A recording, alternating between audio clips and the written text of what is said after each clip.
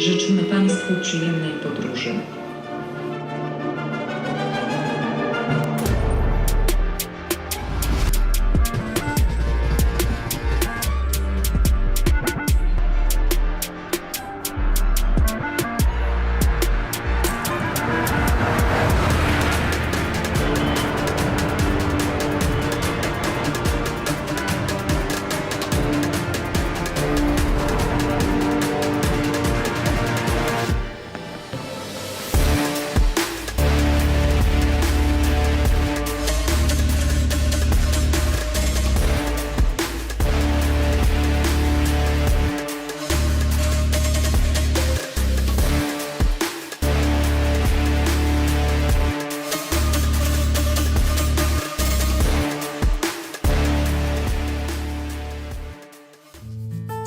Są takie książki, które zamiast dzielić w ciszy, łączą w dyskusji.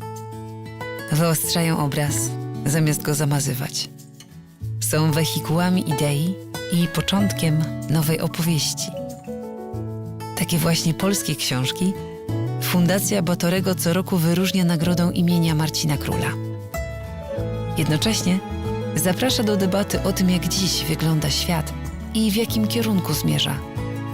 Do spotkania różnych światopoglądów, środowisk i idei. Do ważnych rozmów, w których biorą udział redakcje, autorzy i czytelnicy. To z książek i z dialogu ponad podziałami powstaje nowa opowieść, której tak bardzo potrzebujemy. O tym między innymi pisał Marcin Król, filozof polityki i historyk idei. Czytaj, co myślą inni. I myśl, co czytasz. A potem dołącz do dyskusji.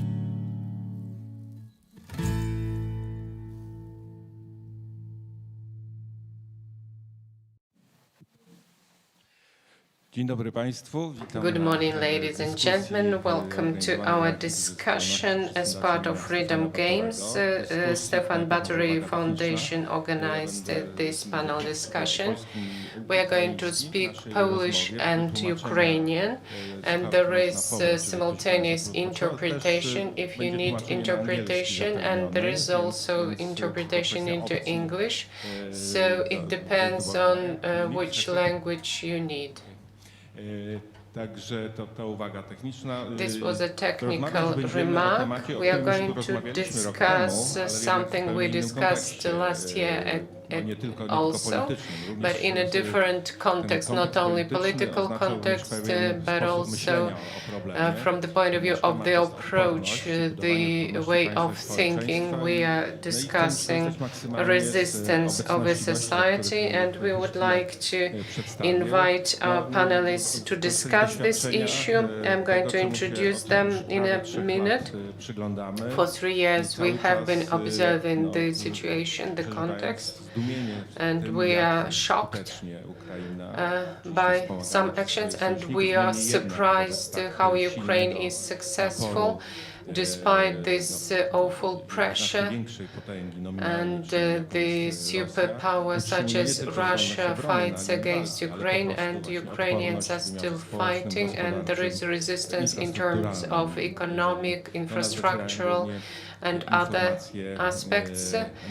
We get information mainly about bad news, as media outlets focus on bad news, the brutal attacks against the infrastructure and cities in Ukraine. But those of us who travel to Ukraine know that social services are still in operation, and Kharkov, 30 kilometers away from the border, is attacked in an awful way and still functions. And in the ratings of Ukrainian cities, it is one of the cities that offers wonderful social services. So despite this dire situation, the local community, the national community is resistant.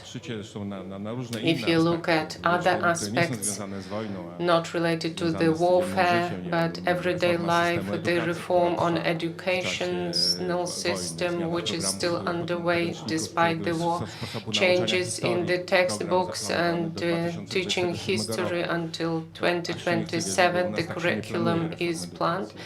We are surprised positively because in Poland we don't have such long-term programs and curricula.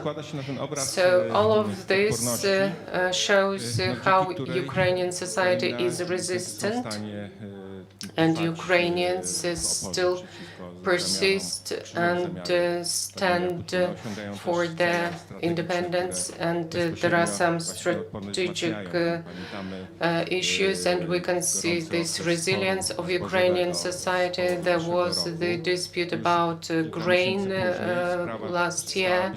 A few months later, it was not on the news because the Black Sea was unblocked and the Black Sea corridor was introduced again, and thanks to UAVs, drones, they opened back the Black Sea route, and the Danube River is also used for transportation.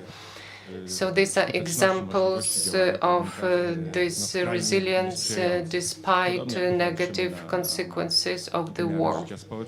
When we look at social life, for example, I was positively surprised that the flourishing of culture, and in Kiev 20 new libraries were opened and people read books more, and theaters who survived are open to the audience. So this is what we can see. And this introduction will soon be over, and I will hand over to our panelists. We are working on this system of resilience. There is an act on civil defense, and it is going to be of one of the pillars. We will spend 5% of GDP on defense in Poland, and no other state in the NATO spends such a huge share of GDP. But this is the draft budget in Poland, and the act is the second draft already. During the previous government, we used to have a different law, which envisaged centralization of civil defense, and that the government and governors of regions had the right to introduce quasi-emergency situations based on the constitution. The vision has changed. Now it is in line with NATO principles and standards. For example, Sweden has the total defense system. Finland, similarly, Lithuania is working on this model, and this is the decentralized system of managing resilience. And we are sharing tasks. Central public authorities at all tiers share responsibilities, and civil society is involved, and enterprises are part of the system as well. And we have to mention it, we are one of the elements of the civil society systems, and we have proved we have competence, we have resources to react to the critical situation, and we are the first line response during the pandemic, for example. The vulnerable group of the population, they cooperated with local NGOs in 2022. Let us remind you, starting with the 24th of February, NGOs, self-organized groups in Lublin. The Committee of Solidarity with Ukraine was established 4 hours after the Russian army crossed the Ukrainian border. It was a civic initiative, and then other forces supported this idea. So we have a vibrant civil society, and we can learn a lot from your experience because you built this system before the war.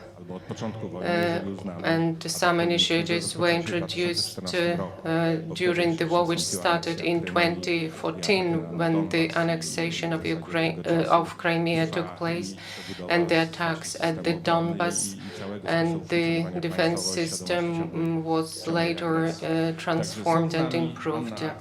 Anna Ackermann from the Ecoaction and International Institute for Sustainable Development. Welcome. Jarosław Żaliło, Deputy Director of the National Center for Strategic Studies in Kyiv. He deals with economic issues, economic research. The institute has played a very important role in developing the resilience system, and there is a monograph published about the resilience of the society during critical periods. It is also available in English, and the Kyiv Institute of Strategy representative Maria Repko. My name is Edwin Bendyk, and I am the head of the Cities Initiative of the Batory Foundation. We will start with Jarosław. We have discussed this issue, and we were in Karpacz during the Economic Forum, where Jarosław was the organizer of the panel discussion and invited representatives of many Central European countries who are facing similar challenges. And there was an extremely interesting issue that arose. And please discuss it in more detail. So technically we can imagine what the systems of resilience look like, because it's written in many publications. But how can you implement the system of resilience in democratic liberal society, where your individual freedoms are one of the main fundamental values. And the requisition, for example, of necessary resources which are shifted to defense, or you have a lot of work put into the development of the system of resilience, not necessarily the warfare. It can be flooding in Poland, for example, and people wanted to participate in defending themselves and others from the results of the flooding. How can you legitimize these efforts?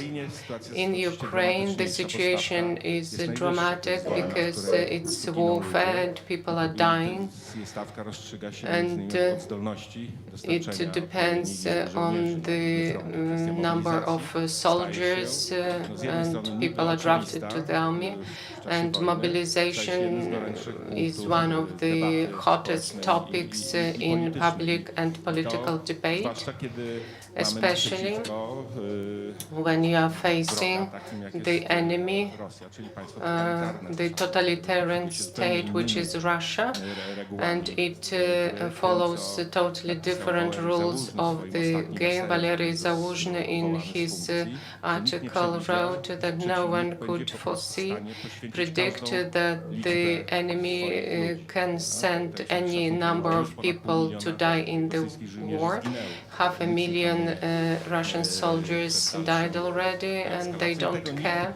And there is still escalation, which is unimaginable in democratic states. We couldn't imagine that in the 21st century this is possible, that there is someone who is ready to send people to the war in such huge numbers. So this is one of the aspects we have to take into account, and we have to consider the ways to be resilient We don't have such dramatic situation, of course, but flooding in Poland was a problem. Jarosław, over to you.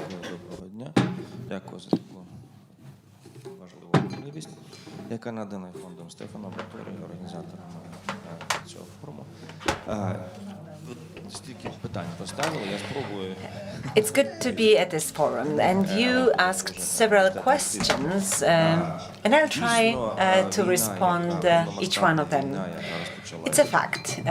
The war, full-scale warfare, which started in February 2022, is a war of two worlds. That is to say, a war between a democratic world, which stems from freedom. This is the world of the future. And the other world is the world of the past, where the force shapes the law. Now, changes in Ukraine are of civilizational nature.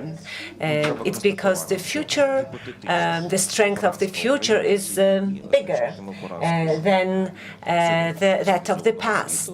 So Ukraine's defeat in this war would mean that the entire world has lost.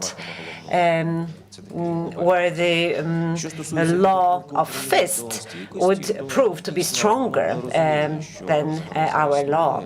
Now, we are talking about Ukraine's resilience. We do understand there is a threat, so some preparatory work has been done, and some plans have been developed, also strategies on the level of ministries, departments, and a system has been developed for territorial defense. As part of that system,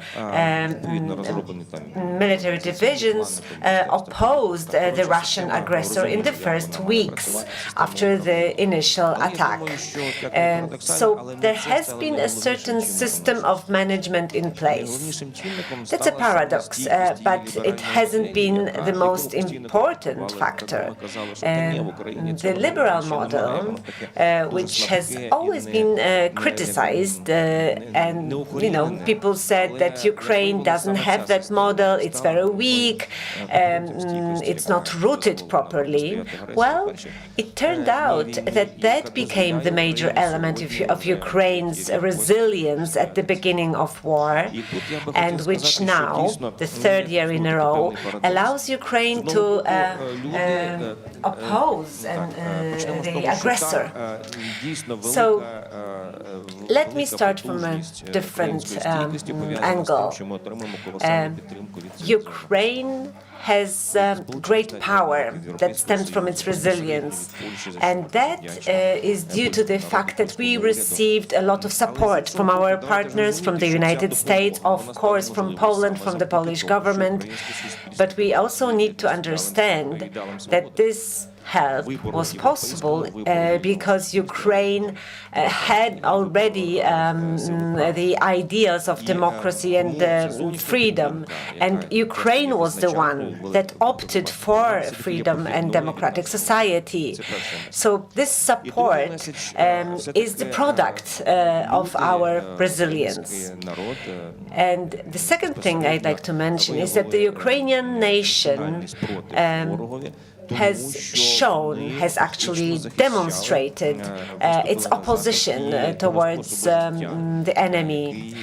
They were the ones who stood for their life, for a life which is full of dreams, expectations, and they want to put it in place. They want to accomplish their dreams. And it's a fact.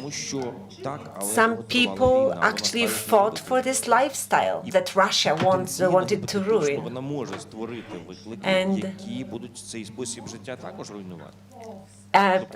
there may be some challenges which might actually prevent this lifestyle from happening.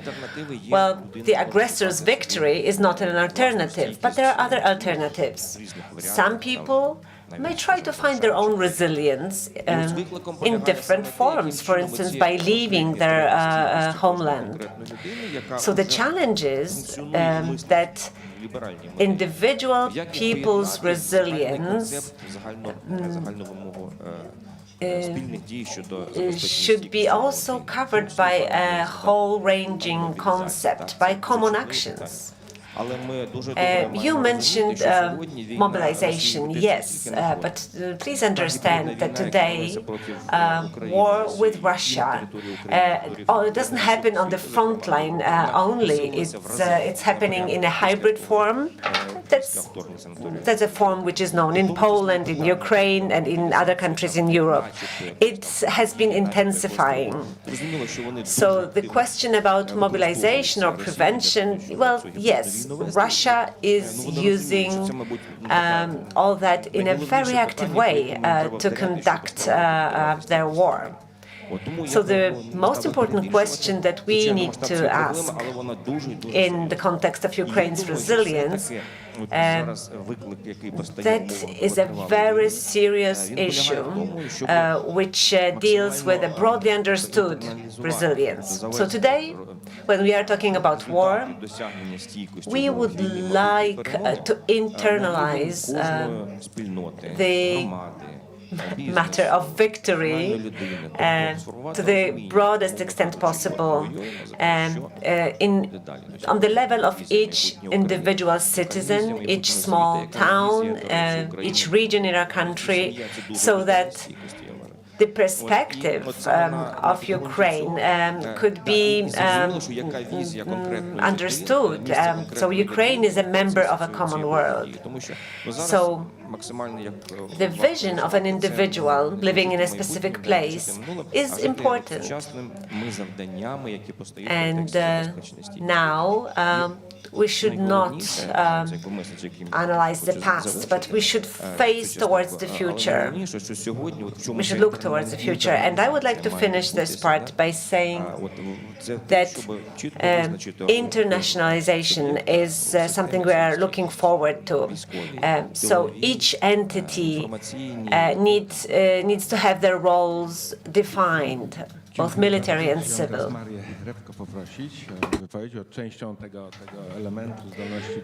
Well, the part of this system, of this element, is also economic resilience. So ability to maintain stability of both macroeconomic level, but also providing residents with daily services. So how is that handled? When we look at Ukraine from a distance, we understand that there is a pretty regular life. The city infrastructure is in operation. The subway is in operation. Restaurants in Kiev are open. And the new bookstores are opening. Publishing houses are still active. That's not what we think of when we remember war. Remember the Second World War pictures, when in the United States, 80% of resources were designated to produce equipment for the military. Here, the focus is on consumption so that the army may continue. Well, thank you very much for this question, and thank you for having me here. And I'm really grateful to Poland for helping Ukraine.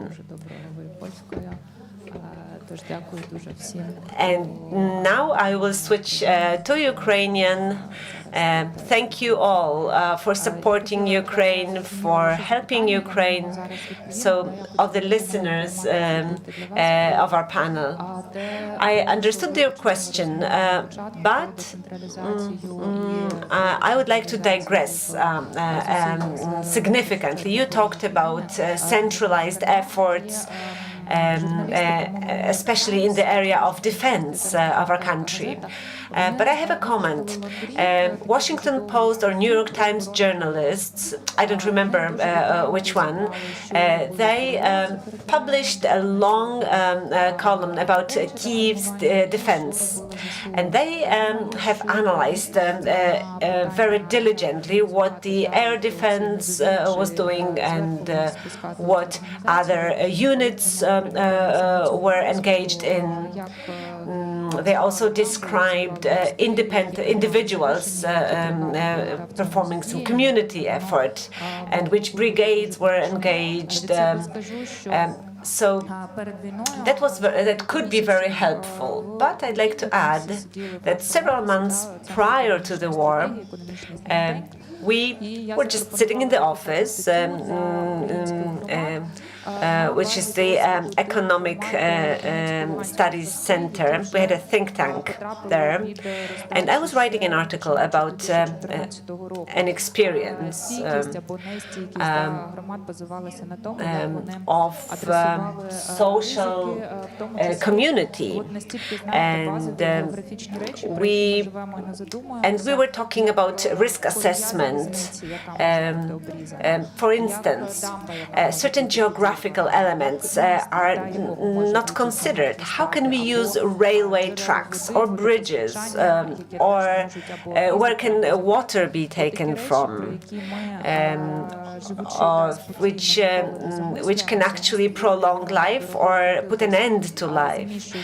So these are little things that we don't normally think about. We develop large-scale systems, but sometimes this is just redundant.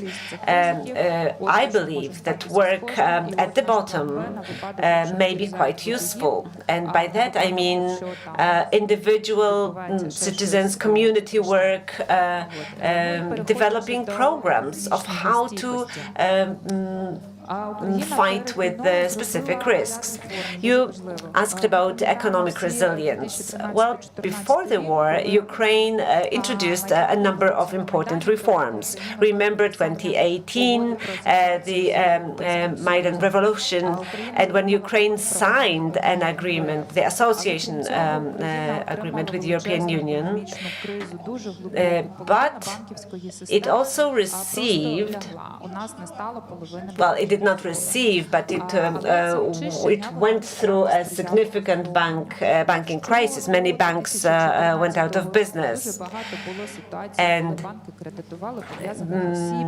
there were many situations before 2014 who extended credits, and a lot of funds were taken out of the country. And after 2014, these situations were no longer happening because banking supervision was formed, and the National Bank was able to analyze the cash flows and money transfers in other banks. So this rectified the banking system, was resilient, and was able to handle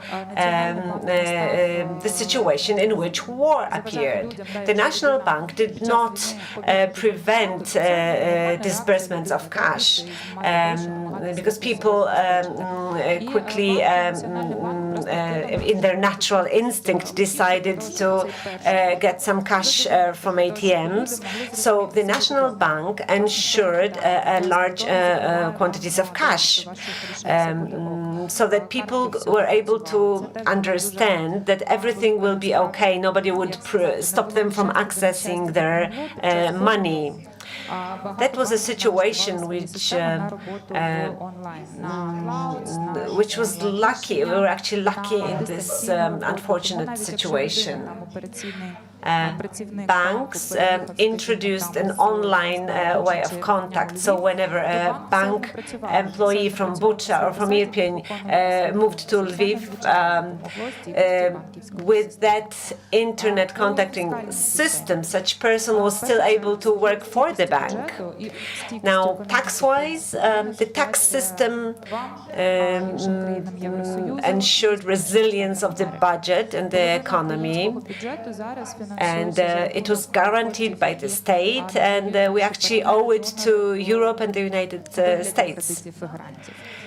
And now we have donors who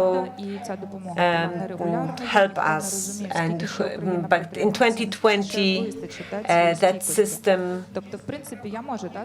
actually 2022, that system was not stable. 140 million people in the country. So a country which is a strong nuclear power actually attacked our country, and Ukraine has been fighting, a week, second week, third week, and that actually helped the Western countries understand that they can support us. As you said, that 4 hours after the attack, people in Ukraine started their bottom-up actions. At the top, nobody understood anything yet. So we started civic actions. People actually started fighting in other capitals in Europe and in Washington. I am a woman. I might not fully understand how to fight, but I understand that it is important to fight. So Ukraine's resilience was related to the fact that, for example, the National Bank of Ukraine and civil society was a partner, and we found partners abroad. In order to fight, we need financial support and other forms of support. It would have been impossible without the reforms. Before 2014, there were very good economic indicators, indices compared to many European countries, and we had some savings, so to say, and we cut some of the spending. There was a very responsible approach to budget planning, and without these reforms it would be much more difficult to survive. The debt is at the moment about 100% of GDP in our country. But we developed a program to pay back the debts. It's not the best time to do that. We received a lot of support from the US. Now when there are political changes in the US, we are not sure whether the programs will be implemented according to the planned timeline. There is something we are really positively surprised by on Telegram channel. There was a poll. People were asked, will we endure despite the war? And people replied, I like this response, we will never give up, we will never surrender. Okay, so there are mines around, you cannot export, the ports are mined, and that's really awful, but we will never surrender. So landmines are removed, and certain corridors were opened up, and people take action. There are grassroots initiatives, and we try to secure the Black Sea corridor, which helps us to export goods. Kharkov, for example, we were asking questions. There was a poll among entrepreneurs in Kharkov. For example, bakers, or they publish books because they do not surrender. So we can see that Ukraine is resilient, wonderful. We've already mentioned this issue at the beginning of the warfare. I was in touch with Jarosław Żaliło, who on the Facebook wrote, "It's time to move from thinking about humanitarian aid to action in terms of structural reconstruction, recovery after the war," which was mid-March, where we didn't know how the situation will develop. And civil society organizations and the government and Lugano conference about the recovery of Ukraine. And there were hundreds of pages of proposals. What about the vision of the future, better future?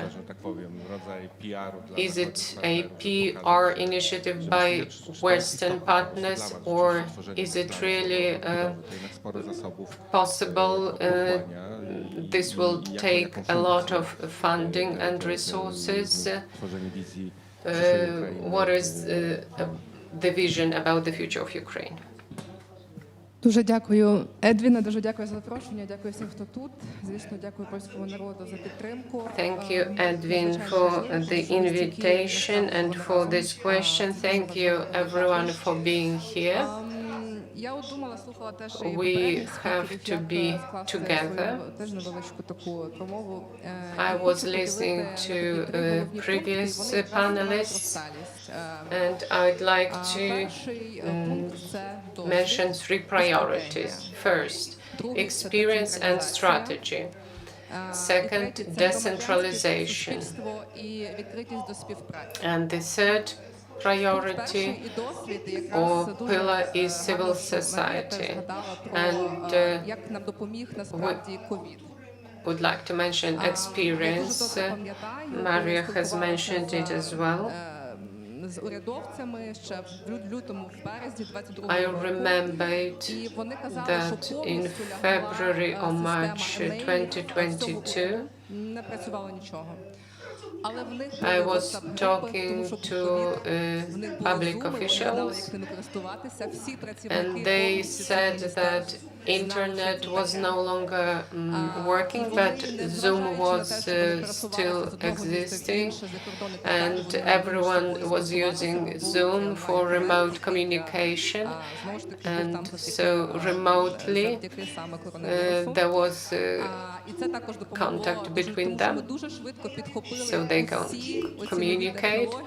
It was tested during the COVID pandemic. And these new technologies developed, and it helped us to cooperate. This type of communication was extremely important because during the occupation, people didn't know whether Kiev was already defeated. And this online communication was important. And why people didn't know about the situation? Because they couldn't charge their mobile phones. In order to charge your phone, what do you need? You need electricity or solar panels for generating power. And you can have external charge, for example, the power bank, for example. So Trościaniec in Sum region, 20 kilometers away from the border with Russia. In this town, they started to recover a month after the occupation. So they built a hospital, one of the most contemporary, the most up-to-date building in Ukraine. From other towns in Ukraine, those who had to flee their towns, they moved to different places and people helped them. And for example, the president of the town, the mayor of the town developed a strategy for rebuilding the city. Everyone realized that the reality has changed, and this reconstruction was based on the work of citizens. So this experience is extremely important. Next, decentralization. It is extremely important, and Maria has mentioned the reforms that were introduced in 2014 in Ukraine.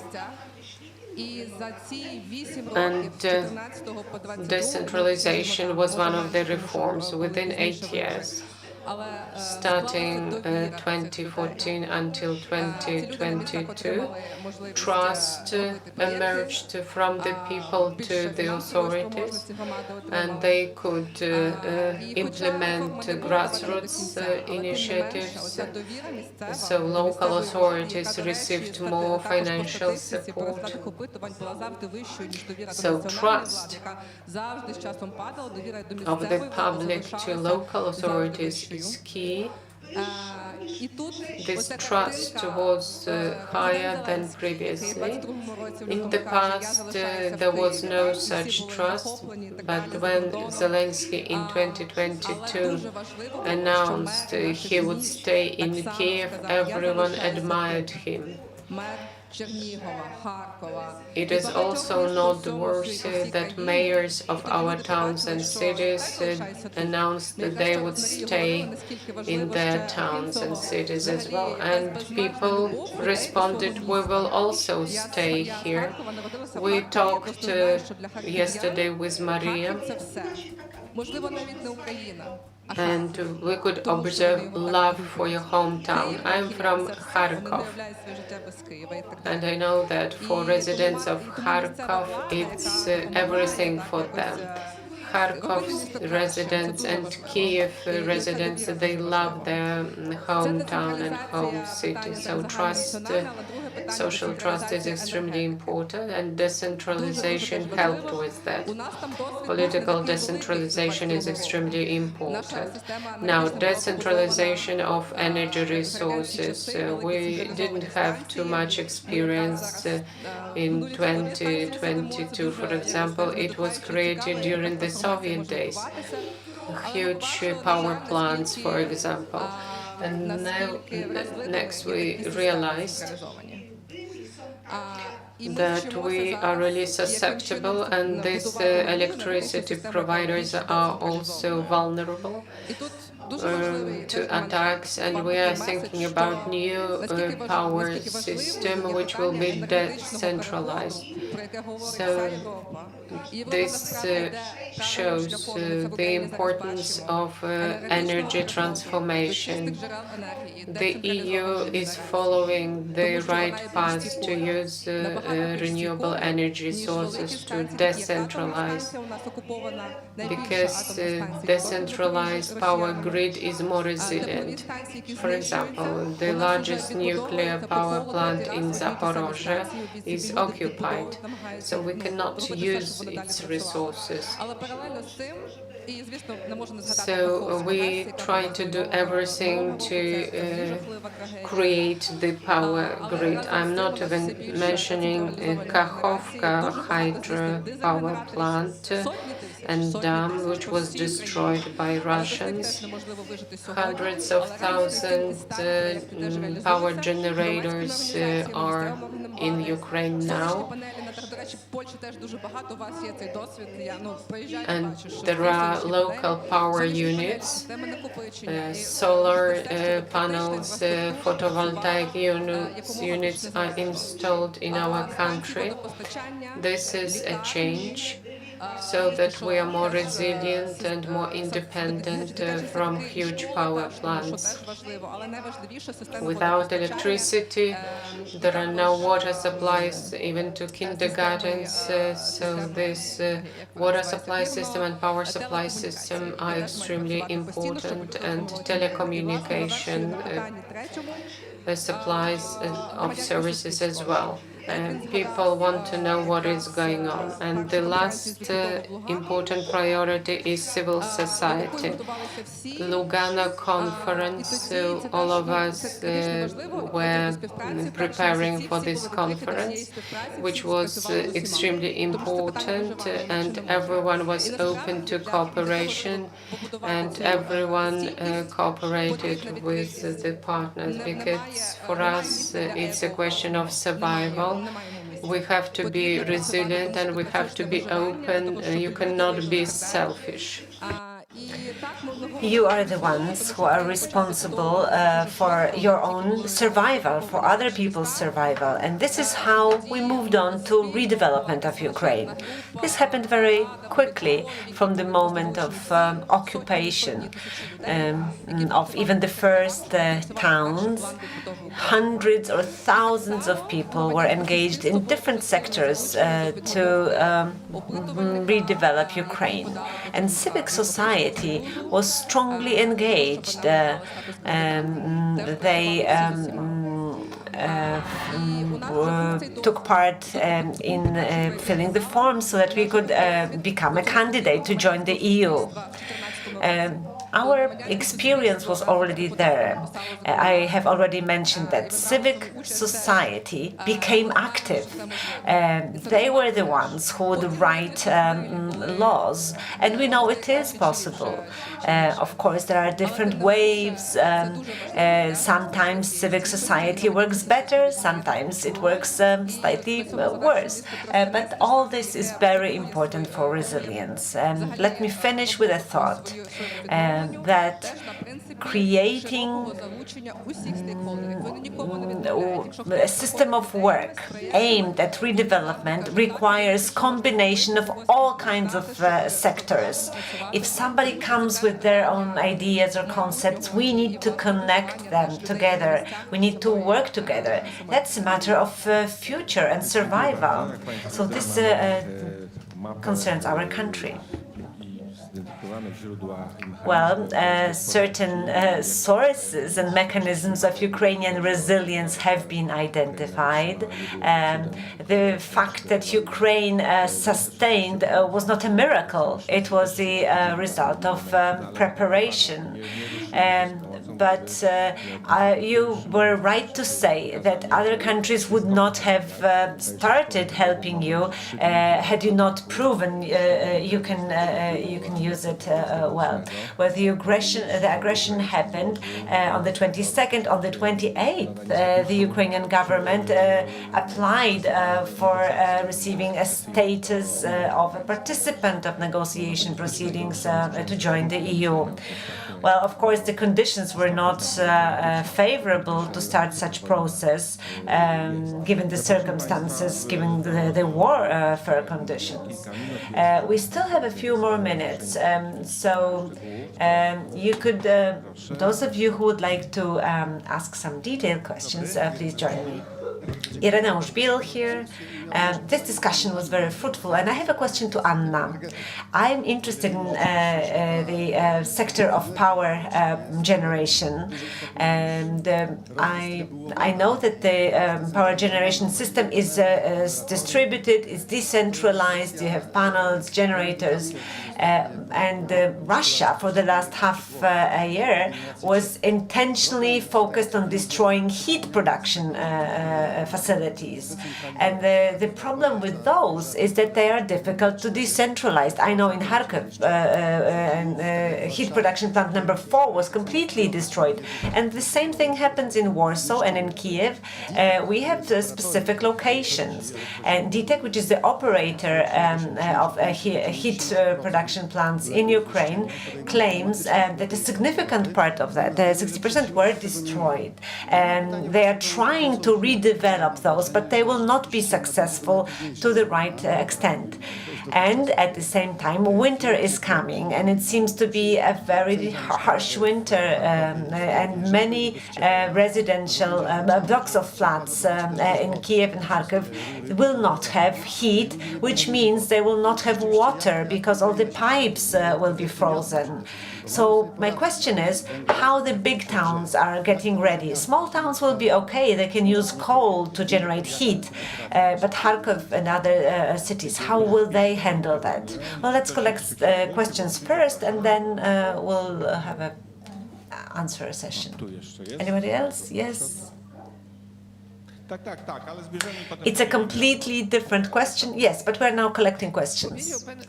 You said that nobody imagined Russia would actually send any number of soldiers to the front line. How come that is such a big shocker for us? They have always done that. Людей у нас много. We have many people. How come we changed our reasoning and we treated Russians as Europeans, nice people? And God forbid they would send their boys to the front line. What's wrong with us? It's like we were thinking they would not even attack. We treated them as Europeans. Well, Russians have always attacked, and they have always done what they wanted. This is how they operate. So have we all gone crazy? Have we all lost our minds? A collective effort? Okay, one more person, and then the response time. Доброго дня, Марина Ярошевич. Щиро дякую вам за ваші виступи. Hello, Marina Jaroszewicz. Hello, thank you for your presentation. My question is, what can we use to convey to our friends from the West so that they continue helping us? And I'm not just referring to resilience, but I'm also talking about military assistance. We all know that the potential, the capacity of the Russian Federation is greater than ours to defend ourselves. So how can we mobilize the West to give us help on two different levels?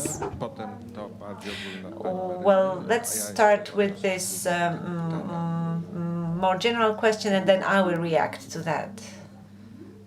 Щодо питання підготовки до зими, цієї зими. Well, speaking of preparing for this winter, we are in the middle of October, and the heating season is just starting. Preparations will not happen. We have to live with what we have. And look at the situation, the overall situation in the energy sector relies on preventing further destruction. That's the key thing. So we need additional air defense. That's the key focus for now. We need to do everything to prevent further destruction of the energy sector. That's number one. I received my Master of Science degree in the specialty of power production facilities. And I'm able to tell you what I think about this situation. So number one, the key thing is to prevent further damage. That's the most important message I'd like to share. And that's the problem when energy generation is centralized. Only air defense only is insufficient. So today, this is the area of our focus. This is the priority. We need to be able to defend every single power plant. And by saying this, I also refer to nuclear plants, because Russians caused some such damage that now nuclear power plants are not able to distribute their energy that they have generated. So distribution is one thing, and of energy is one thing, and distribution of heat is yet another. So large cities like Kharkov organized mobile heating generation plants, which could secure specific regions. And in Ukraine, so there are mobile heating plants, and they are now located in different places. Well, and we have to live with what we have. We are trying to use whatever we have, but we are already thinking about the next winter, because the concept of central generation for large cities has a 2-year cycle of construction, or a 1.5-year cycle of construction. So we are already thinking about our resources for the future, and we are also thinking about people that we are lacking. So we are actually preparing women to excel in the profession of energy production. Russia didn't think much when they attacked the energy generation plants. Well, they understood, they did so when they understood that they are not able to win on the battlefield. They refocused their attention and they started attacking energy generation facilities. So we need to understand that now or tomorrow we may be facing further attacks, and despite all our efforts to connect central heating, they may succeed. We cannot count on Russia to be able to have successful arrangements, successful negotiations. Any success of Ukraine is a threat for Russia. So Russians want to make Ukraine dependent on themselves, and that is why any attempts to find reconciliation or to reduce the escalation of the conflict or to finish the war prove unsuccessful. We understand that war may only be finished by victory. So this is why we are fighting for help. You said this slogan, "U nas ludzi mnogo," we have many people. We thought that if there is 300,000 coffins, Russians would react. They didn't. And that's a problem which still exists. In Ukraine, we have just a different way of thinking. Our partners have a different thinking also. But Russia is sending thousands of people to die. So Russians, whether they know it or not, they are walking over their colleagues' dead bodies, and this is why we cannot agree with that. We have to do away with the illusion that war will finally end and we will do business with Russia. Well, Russia will never disappear. This war is about agony of this regime. We need to survive that. We need to move on and start a new chapter. Thank you for your question. This was not really a question, this was a statement. In Russia, there is a great economic power. And Russia is still, and Europe is still buying Russian gas, and billions of euros are still flowing to Russia. So many companies are still working in Russia. And Europe introduced export sanctions so that products of double use cannot be exported to Russia. But what do European companies do? They sell to Kazakhstan, Turkmenistan, Uzbekistan, and 6 times more of W's products in Kyrgyzstan compared to a pre-war and after-war situation. So everybody understands that a bypass of sanctions.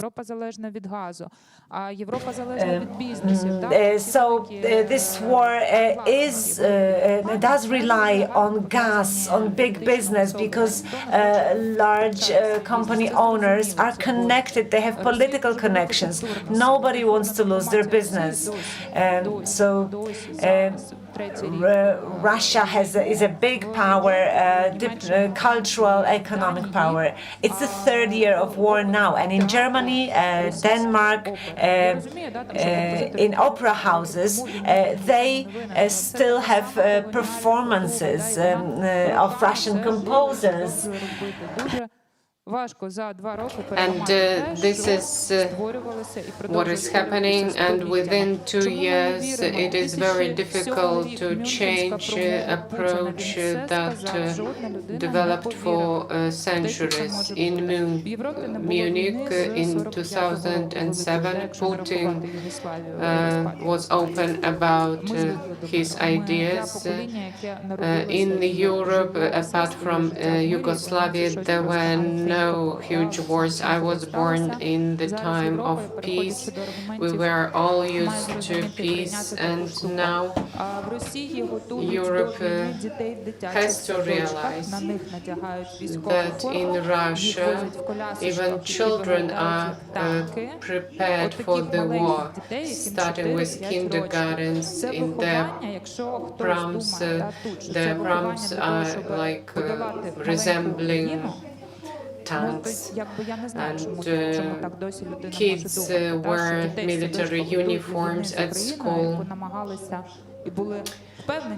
So if you prepare children for the war against Ukraine, and you cannot actually avoid that. Look at North Korea, for example. North Korea and Iran are not allies for us. Thank you. Unfortunately, we are running out of time. Everything has been said here. Thank you, dear panelists, for this discussion and for answering the questions and for speeches. Of course, the topic is so intense and it depends on the dynamic of political and military events and advances. Thank you for attention, and I wish you a fruitful last day of Freedom Games. At 3:30 we are going to have another Ukrainian-Polish panel discussion where we are going to discuss integration of Ukraine in the EU, and Poland as an ally for Ukraine. We will discuss what has changed within a few months. So thank you very much for this wonderful discussion.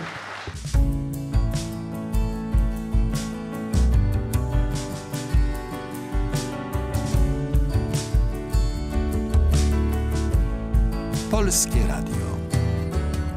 Jedynka.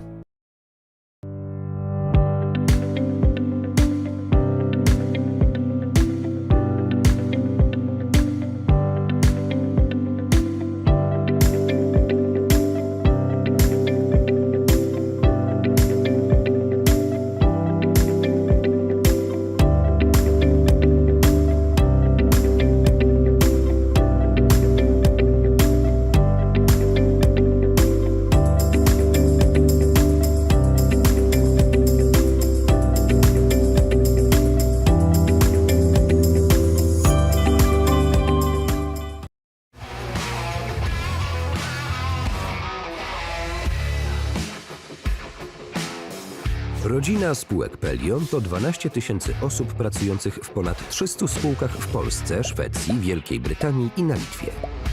Jesteśmy liderem w branży ochrony zdrowia.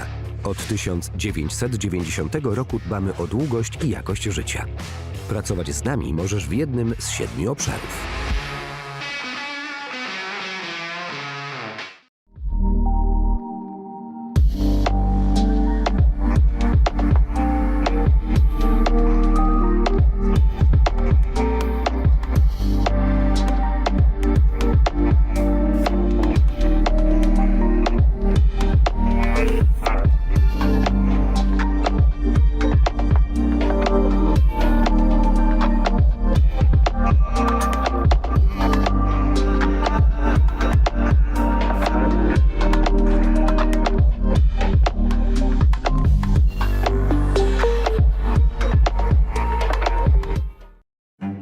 Dziś Nowy Jork, jutro Londyn.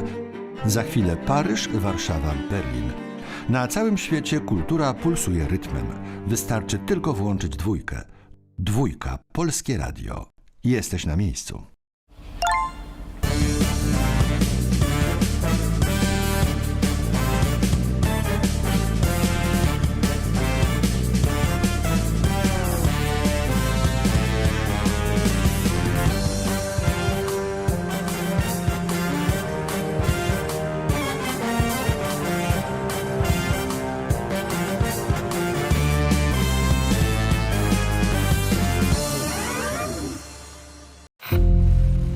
Jedzą kanapki z kawiorem. Nadzwyczajna kasa. Obrażanie dziennikarz telewizji polskiej. Chodzi o działania polityczne. Przygotowanie ofiar dla pedofilów. Für Deutschland!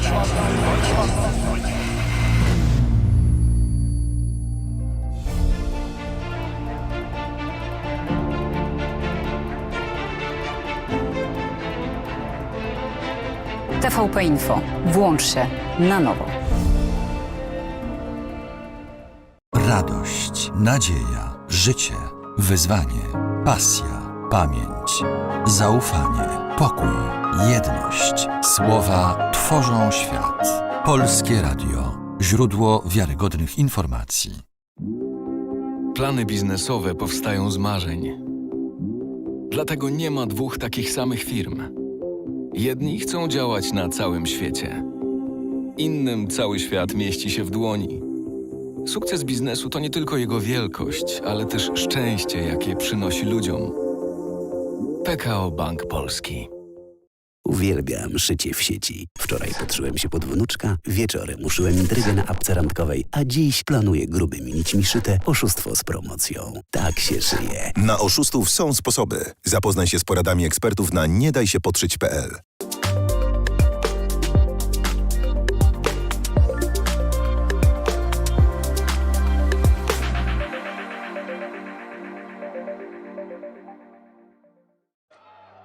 It's not always easy to recognize. It may look like this, or like this. It may be a burden, but it is a responsibility that we embrace nonetheless.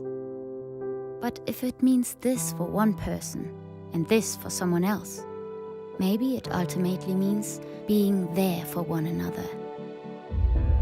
It isn't handed to us, but we know where to find it and how it feels, how it tastes, and what it sounds like when we finally have it. It means different things to different people, but for many, it means everything. And if we all fight for it, it will eventually bring us together. Ihre Ausreise